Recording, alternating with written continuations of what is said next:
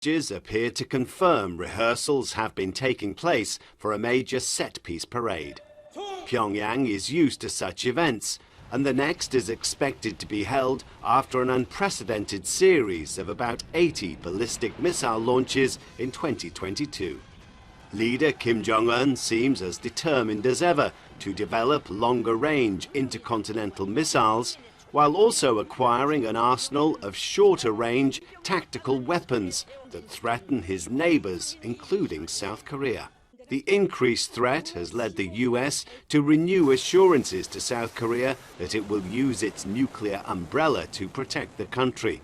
But it's also raised the question of whether Seoul itself should become nuclear-armed. In December, North Korea flew drones into South Korea, leading to speculation the North could conduct other types of attacks in the coming year to undermine the South. North Korea seemingly intent on another year of defiant military posturing, and the South preparing to deal with the consequences. Ukraine tonight is now claiming the last 24 hours have been the deadliest for Russian forces since the start of the war. And tonight, where Ukrainian troops are now training on those first German tanks. ABC's Tom Sufi-Burridge in Ukraine tonight. Tonight, as Russia threatens to cut off Ukrainian troops inside the city of Bakhmut, Ukraine hitting back with rounds of artillery. Ukraine claiming the last 24 hours have been the deadliest for Russian forces in this war, with over 1,000 Russian soldiers killed. But those claims can't be verified. Ukrainian troops now training in Poland on these advanced German-made tanks, with European nations today pledging an additional 100 tanks of an older model. Ukraine also now awaiting those longer-range US rockets, part of nearly $30 billion in military aid America has committed over the past year. But the toll from this war has been heavy on Ukraine. Each flag, each cross in this cemetery, a life sacrificed.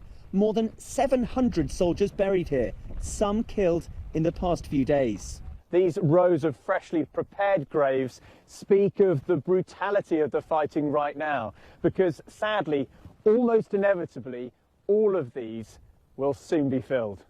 With no hint of the war moving towards the negotiating table, the UN Secretary General Antonio Guterres has issued a stark warning. The Russian invasion of Ukraine is inflicting untold suffering on the Ukrainian people with profound global implications. The prospects for peace keep diminishing. The chances of further escalation and bloodshed keep growing. I fear the world is not sleepwalking into a wider war. I fear it's doing so with its eyes wide open.